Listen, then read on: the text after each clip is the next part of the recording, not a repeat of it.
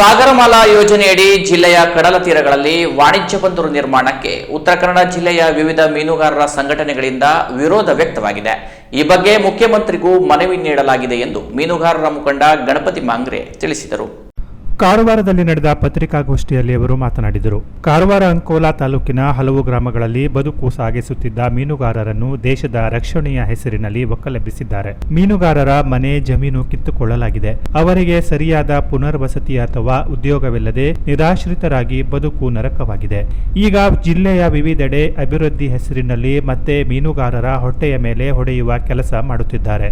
ಟೊಂಕಾ ಕೇಣಿ ಕಾರವಾರದಲ್ಲಿ ವಾಣಿಜ್ಯ ಬಂದರು ನಿರ್ಮಾಣದ ಹೆಸರಿನಲ್ಲಿ ಮೀನುಗಾರರ ಜೀವನೋಪಾಯ ಮತ್ತು ಪರಿಸರಕ್ಕೆ ಹಾನಿಯಾಗುವಂತೆ ಮಾಡುತ್ತಿದ್ದಾರೆ ಎಂದು ಆರೋಪಿಸಿದರು. ಟೊಂಕಾ ಕೇಣಿ ಕಡಲ ತೀರಗಳಲ್ಲಿ ಬಂದರು ನಿರ್ಮಾಣಕ್ಕೆ ಪ್ರತಿಭಟನೆ ನಡೆಸಿದ ಮೀನುಗಾರರ ಮೇಲೆ ಪೊಲೀಸರು ದೌರ್ಜನ್ಯ ಎಸಗಿದ್ದು ಸುಳ್ಳು ಪ್ರಕರಣಗಳನ್ನು ದಾಖಲಿಸಲಾಗಿದೆ.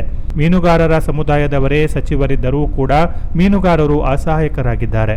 ಸಚಿವರು ಮೌನ ವಹಿಸಿರುವುದರಿಂದಲೇ ಮೀನುಗಾರರ ಮೇಲೆ ದೌರ್ಜನ್ಯ ಎಸಗಲಾಗುತ್ತಿದೆ ಎಂದು ಆರೋಪಿಸಿರುವ ಮಾಂಗ್ರೆ ಕೆಲವು ಮೀನುಗಾರ ಸಂಘಟನೆಗಳ ನಾಯಕರ ಮೇಲೆ ಕಂಪನಿಗಳಿಂದ ಲಂಚ ಪಡೆದಿದ್ದಾರೆ ಎಂದು ಶಾಸಕರು ಸಚಿವರು ಬಹಿರಂಗವಾಗಿಯೇ ಆರೋಪ ಮಾಡಿದ್ದಾರೆ. ಇದು ಸುಳ್ಳು. ನಾಯಕರ ಮೇಲೆ ಆರೋಪಗಳನ್ನು ಮಾಡಿ ನಮ್ಮ ಸಂಘಟನೆಗಳನ್ನು ದುರ್ಬಲಗೊಳಿಸಲು ಪ್ರಯತ್ನಿಸಲಾಗುತ್ತಿದೆ. ನಿಜವಾಗಿ ಮುಖಂಡರು ಹಣ ಪಡೆದಿದ್ದರೆ ಸಾಬೀತು ಮಾಡಲಿ ಎಂದು ಸವಾಲು ಹಾಕಿದರು. ಜನಪ್ರತಿನಿಧಿಗಳ ಬಾಯಲ್ಲಿ ಕೇಳಿದ್ದೇವೆ. ಜನಪ್ರತಿನಿಧಿಗಳ ಸಂದರ್ಭದಲ್ಲಿ ಇಲ್ಲ, ಅವರಿಗೆ ಗೊತ್ತಿರದಿರುವಂತಹ ವಿಷಯವನ್ನ ಅವರ ಬಾಯಿಂದಲೇ ಹಿಂದೆ ಹೇಳಿದ್ದು ಈಗ ಏಕಾಏಕಿಯಾಗಿ ಪೊಲೀಸರ ಬಲಾತ್ಕಾರದ ಮೂಲಕ ಈಗಾಗಲೇ ಕೇಣಿ ಬಂದರಿನಲ್ಲಿ ಇವತ್ತು ಸರ್ವೆ ನಡೀತಾ ಇದೆ.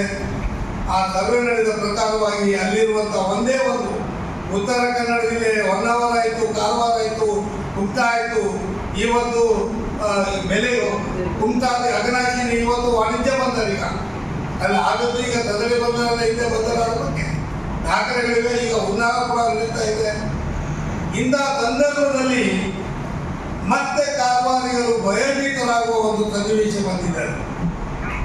ಅದು ಸಾಗರಮಾಲಾ ಯೋಜನೆ ಅಡಿಯಲ್ಲಿ ಕಾಮಗಾರಿಯನ್ನು ಶುರು ಮಾಡ್ತೇವೆ ಅನ್ನೋ ಮಾತನ್ನ ಸರ್ಕಾರ ಜನಪ್ರತಿನಿಧಿಗಳ ಬಾಯಿಂದ ಇವತ್ತು ಬರ್ತಾ ಇದೆ. ಈ ಜನಪ್ರತಿನಿಧಿಗಳಾಗಲಿ ಸರ್ಕಾರ ಮನುಷ್ಯರು ಅಥವಾ ರಾಕ್ಷಸರು ಹೇಳುವ ಸಂಶಯ ಈಗ ಮೀನುಗಾರರಿಗೆ ಮೂಡಿದೆ. ಈಗ ಯಾಕಂದ್ರೆ ಈ ಶಬ್ದಗಳು ಕಠೋರವಾಗಿ ಬರ್ತಾ ಇದೆ. ಅದು ನಮ್ಮ ಬದುಕಿಗಾಗಿ ಮಾತುಗಳು ಬರ್ತಾ ಇದೆ. ಯಾರು ಮೀನುಗಾರರು ಈಗ ಎಲ್ಲ ತ್ಯಾಗವನ್ನು ಮಾಡಿಕೊಂಡಂತ ಈ ಜೀವಿಗಳಿಗೆ ಸಾಂತ್ವನವನ್ನ ಹೇಳಿ ಅವರ ಬದುಕಿಗೆ ನೆರೆ ಕೊಡಬೇಕಾದಂತ ಜನಪ್ರತಿನಿಧಿಗಳು ಇದಕ್ಕೆ ಪೂರಕವಾಗಿ ಕುಮ್ಮುಖವನ್ನು ನೀಡಿ ಇವತ್ತು ಮತ್ತೆ ಹತ್ತಿಕ್ಕೆ ಅವರನ್ನ ಒಕ್ಕಲೆಬ್ಬಿಸುವಂತ ಹುನ್ನಾರ ನಡೀತಾ ಇದ್ದುದನ್ನ ಇವತ್ತು ಸಮರ್ಥ ಅಲ್ಲ. ರಾಜ್ಯದ ಮೀನುಗಾರರು ಇವತ್ತು ಅದನ್ನು ಖಂಡಿಸಬೇಕಾಗ್ತದೆ. ಖಂಡಿಸ್ತೇವೆ ನಾವು. ಸಾಗರಮಾಲಾ ಯೋಜನೆಯಲ್ಲಿ ಈ ಹಿಂದೆ ಸರ್ವೆ ನಡೆಯುತ್ತಿರುವಂಥ ಸಂದರ್ಭದಲ್ಲಿ ಅದೇ ರೀತಿಯಾಗಿ ಕಾಮಗಾರಿಯನ್ನು ಶುರು ಮಾಡಿದಾಗ ಕೇವಲ ಮೀನುಗಾರರಷ್ಟೇ ಅಲ್ಲ, ಇವತ್ತು ಸರ್ವ ಕಾರವಾರಿಗಳು ತಮಗೆ ಉಳಿದಿರುವಂಥ ಏಕೈಕ ಕಡಲ ತೀರ ಅದು ಕಾರವಾರದ ಕಡಲ ತೀರ. ನಿಸರ್ಗ ರಮಣೀಯವಾದಂತಹ ಒಂದು ಸ್ಥಾನ.